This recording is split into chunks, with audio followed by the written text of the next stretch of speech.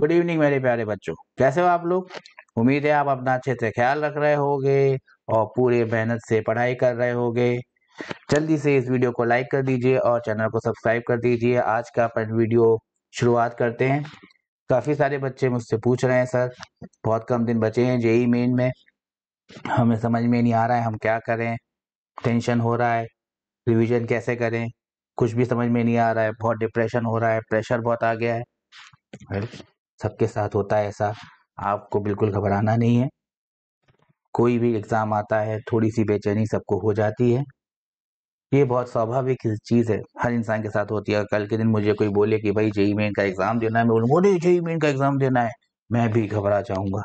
तो घबराहट होना ज़रूरी है। अगर हम थोड़ा-सा सही से प्लान करें तो हम बड़े अच्छे से और पूरी मेहनत के साथ तैयारी करके हम इस एग्ज़ाम को क्रैक कर सकते हैं और अपना बेस्ट दे सकते हैं। तो इसी के लिए मैं ले आया हूँ ये आज का वीडियो कि हम 45 डेज़ में जेईई को रिवाइज़ कैसे करें, क्या ना करें, रिवीजन किस तरीके से करें ताकि हम पूरा कोर्स कवर कर सकें और अपना बेस्ट उसमें दे सकें। तो वीडियो में जाने से पहले, वीडियो स्टार्ट करने से पहले सब्सक्राइब कर दीजिए चैनल को, लाइक कर दीजिए वीडियो को और बेल आइकन ज़रूर प्रेस कर देना ताकि आने वाली वीडियोस आपको क्या वो सब्सक्रिप्शन करा आने वाली वीडियोस का आपको नोटिफिकेशन आ जाए और आप उसको देख सकें। तो आगे बढ़ते हैं और देखते हैं 45 डेज में जेई कैसे अपन कर सकते हैं क्रैक नहीं कर सकते हैं, हम रिवाइज कर रहे हैं 45 डेज में। तो कैसे करना है, तो बच्चों ये बनाया है मैंने 45 डेज का रिवीजन फ्लो।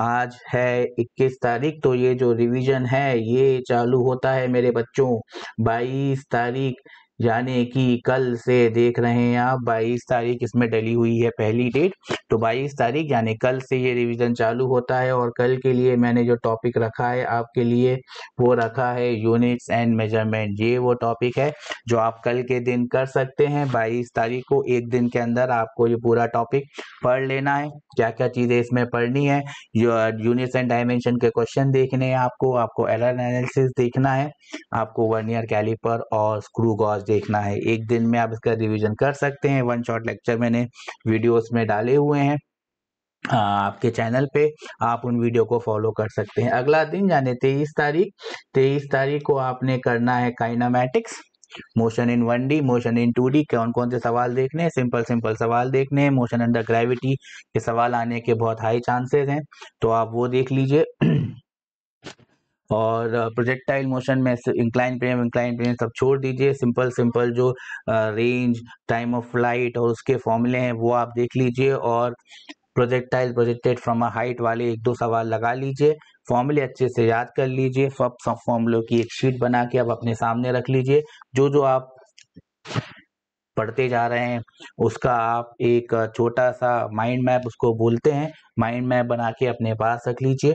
अगर आपके पास माइंड मैप नहीं है तो टेलीग्राम चैनल आप ज्वाइन कीजिए। टेलीग्राम चैनल का लिंक इसके वीडियो के डिस्क्रिप्शन में आपको मिल जाएगा। स्लाइड्स के आखिरी में भी आपको मैंने स्कैन करके दे दिया है, आप वहाँ पे ज्वाइन कर लीजिए, वहाँ पे मैंने माइंड मैप डाला हुआ है। अगला टॉपिक है Newton laws of motion.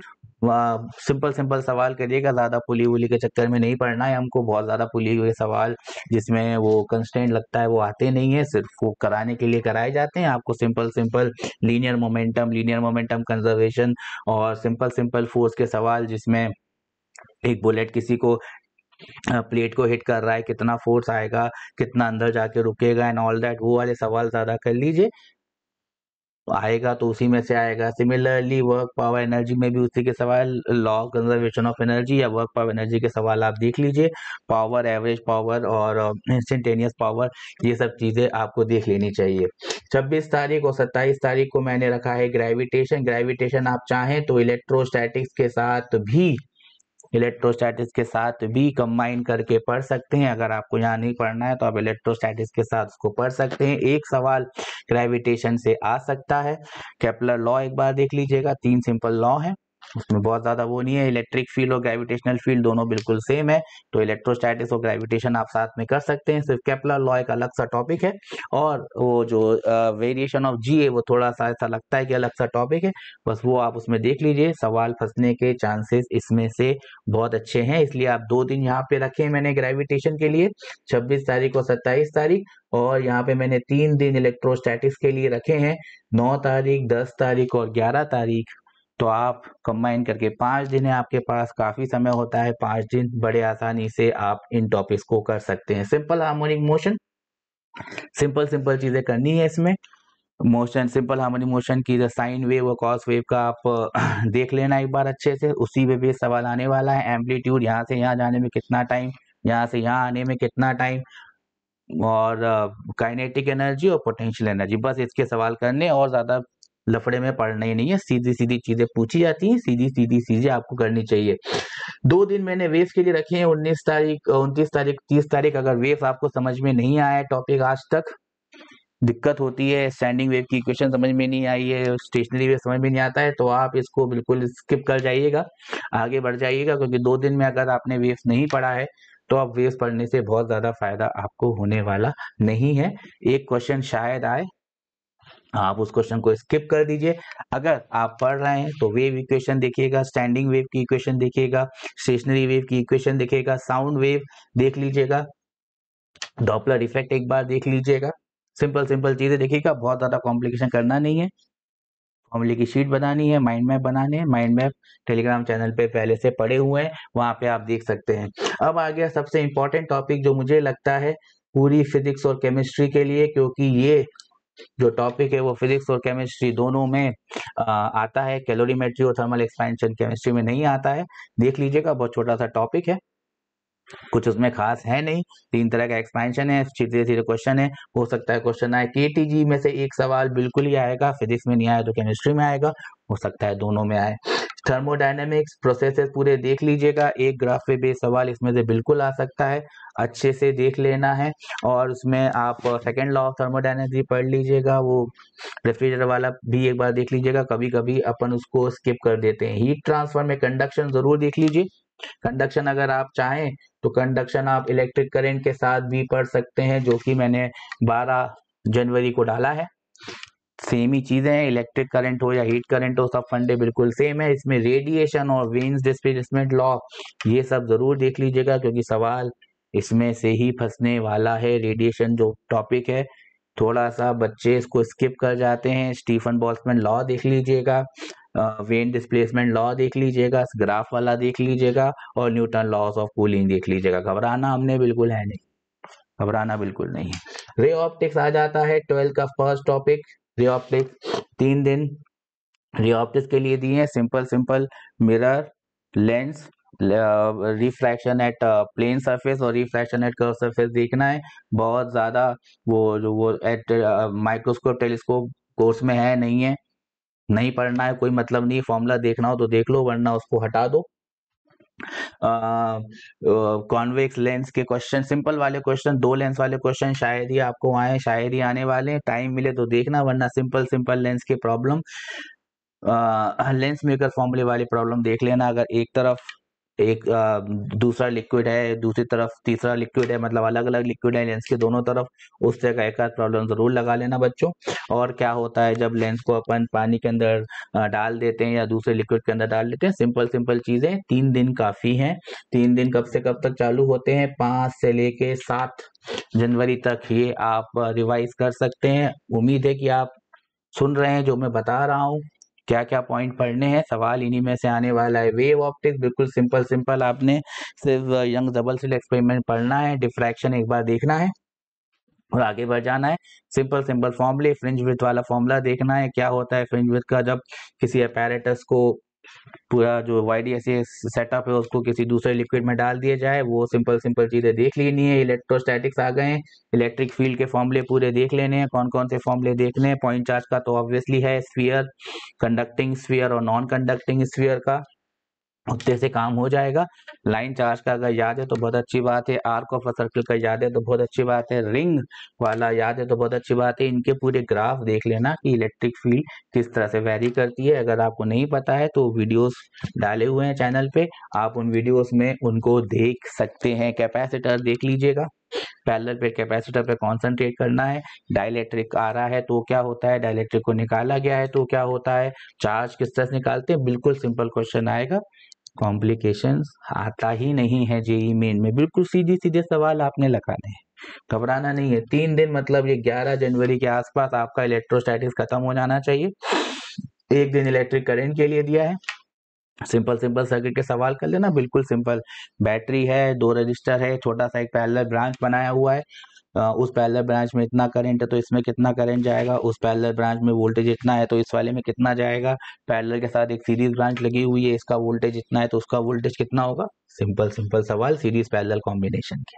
Series parallel combination का सवाल इफेक्टिव रेजिस्टेंस निकालने का आता नहीं है, लेकिन इस तरह के क्वेश्चन में वो लग सकता है। प्रीवियस ईयर के थोड़े क्वेश्चन देख लेना, 2022 और 2023 के, आपको आइडिया लग जाएगा कि किस तरह के सवाल आ रहे हैं। हर टॉपिक के साथ आपने ये ध्यान रखना है, क्या ध्यान रखना है कि आपको हर टॉपिक के साथ 2020 से अगर चालू करके आप 2023 तक के, 20 से लेके 23 तक के पीवाईक्यूज, डिसेंट वाले पीवाईक्यूज अगर देख लें तो आपको एक आइडिया लग जाएगा कि किस तरह का पैटर्न है और किस तरह के सवाल आने वाले हैं। उम्मीद है कि आप उनको देख लेंगे और उसी के हिसाब से सवाल आप प्रैक्टिस करेंगे। तो इलेक्ट्रिक करंट तक हम लोग आ चुके हैं।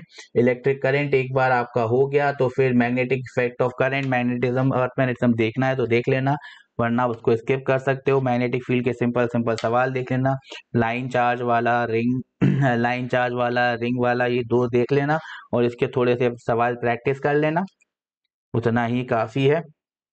एम्पियर सर्किट लॉ एक बार फिर से देख लेना, सिंपल वाला सवाल जिसमें हॉलो वो हॉलो वायर है या फिर वायर है वो उसके अंदर एनुलर वो है, उस तरह का एक आध सवाल देख लेना। ईएमआई में फैराडेज लॉ देखनी है, सिंपल सिंपल सवाल, और मोशनल ईएमएफ के सवाल देख लेना, उसके 4 5 6 8 केसेस हैं, नहीं पता है तो वीडियो देख लो भैया, मेरे वीडियो में सब कुछ मैंने बताया हुआ वो देख लेना। बड़े आसानी से एक दिन में आप ईएमआई कर सकते हो। ईएमआई करने के बाद ईएमआई अगर आप इस शेड्यूल के हिसाब से चलोगे तो 15 जनवरी के आसपास आपकी ईएमआई खत्म हो जानी चाहिए। 3 दिन बचता है आपके पास मॉडर्न फिजिक्स के लिए, कोर्स वैसे भी कम कर दिया गया है, ट्रांजिस्टर वांजिस्टर हटा दिए गए हैं तो गलती से भी देखना नहीं है। डायोड देखना है, डायोड पे भी सिंपल सा सवाल आएगा, डायोड एज अ रेक्टिफायर देख लेना है ज्यादा अगर हो तो। न्यूक्लियर फिजिक्स एक बार देख लेना, वो भी बची नहीं है, केमिस्ट्री में आ गई है। रेडियो एक्टिविटी एक बार देख लेना, और ये लाइमन बाल्मर पास्कल सीरीज के सवाल देख लेना, बस इसी में से आने वाला है भैया और कहीं से नहीं आने वाला है। हाइड्रोजन टाइप एटम में वो रेडियस किसके प्रोपोर्शनल है, एनर्जी किसके प्रोपोर्शनल है, फ्रीक्वेंसी किसके प्रोपोर्शनल है, बड़ा सा एक कोलाज में सब फॉर्मूले बना के लिख लेना, मुझे भी याद नहीं रहते हैं। एनर्जी किसके प्रोपोर्शनल होती है मुझे भी बार बार देखना पड़ता है, तो एक बार आराम से सब फॉर्मूले एक एक दिन में सबके शॉर्टकट बना के रख लो। पढ़ना कैसे, नोट्स होंगे आपके पास, मैं उम्मीद करता हूँ कि आपने नोट्स बनाए होंगे, नोट्स में से छोटे छोटे फॉर्मूले निकाल के रख लो। कोशिश करो कि एक 1 A4 की शीट पे, अगर A4 की शीट पे नहीं आ रहे हैं तो A3 की बड़ी शीट पे पूरा एक चैप्टर एक ही साथ आ जाए, माइंड मैप बोलते हैं उसको, फॉर्मूले पूरे उसमें आ जाए, वो फॉर्मूले आपके सामने रखो उस दिन, और सिर्फ उठा के कौन से सवाल की प्रैक्टिस करो, जेई के पुराने पेपर्स की प्रैक्टिस करो, बस वो भी सॉल्व होना चाहिए, सवाल नहीं बने तो फट से देख लो आंसर कैसे करना है, ज्यादा टेंशन लेना नहीं है। हर सवाल हो ऐसा जरूरी नहीं है बच्चों, क्योंकि हर सवाल आने वाला भी नहीं है ना। तुमको वैसे भी 30 में से 25 सवाल ही करने हैं, 5 सवाल तभी भी छोड़ने हैं, तो हर सवाल हो ऐसा जरूरी नहीं है, सिंपल सिंपल सवाल जरूर होने चाहिए बच्चे, ध्यान रहे। अगर आप फिजिक्स में एक नॉर्मल बच्चा 60 नंबर भी लेके आता है, 60 नंबर के लिए सिर्फ 15 ही सवाल करने हैं आपको, 15 चौके 60, गलत नहीं होना चाहिए। 15 चौके 60 नंबर फिजिक्स में आ गए, जितने फिजिक्स में आएंगे उतने केमिस्ट्री में आएंगे, 60 और 60 120 हो गए, 120 हो गए, जेई मेन क्लियर हो गया। अब मैथ्स में जो आ गया एक्स्ट्रा 20 भी आ गए मैथ्स में, मैथ्स का पेपर बहुत टफ आ रहा है, 20 भी आ गए में मैथ्स में, 140 नंबर पे पहुंच जाएंगे हम। 140 नंबर मतलब हम टॉप 1 परसेंटाइल में पहुंच गए, तो आपके 10,000 बच्चों में पहुंच गए, निकल गई जेईई। घबराना नहीं है, घबराना नहीं है, सिंपल सिंपल चीजें पढ़नी है, बिल्कुल सिंपल सिंपल, लाइफ सिंपल है, ध्यान रखना है बात। उम्मीद है कि आपको ये वीडियो पसंद आया होगा। ऐसे और वीडियो मैं लेकर आऊंगा। अगर ये वीडियो आपको पसंद आया है तो लाइक ज़रूर करें वीडियो को, चैनल को सब्सक्राइब ज़रूर करें। और यहाँ पे ये आपको दिखाई दे रहे हैं ये दोनों टेलीग्राम चैनल के यहाँ पे मैंने स्कैन करके डाल दी है, तो आप इनको स्कैन करके टेलीग्राम चैनल ज्वाइन कर सकते हो, जहाँ पे मैंने सब माइंड मैप डाले हुए हैं। आपने घबराना नहीं है और हार्ड वर्क से पीछे नहीं हटना है, क्योंकि वही है आपका असली साथी। साथ ही साथ मैं भी हूँ आपका एयू सर, हमेशा आपके लिए। कुछ चीज़ समझ में नहीं आई हो तो कमेंट बॉक्स में लिख दो, टेलीग्राम चैनल पे लिख दो, मैं हमेशा आपके साथ हूँ। Take care, God bless you and wishing you all the very best. Bye bye बच्चों।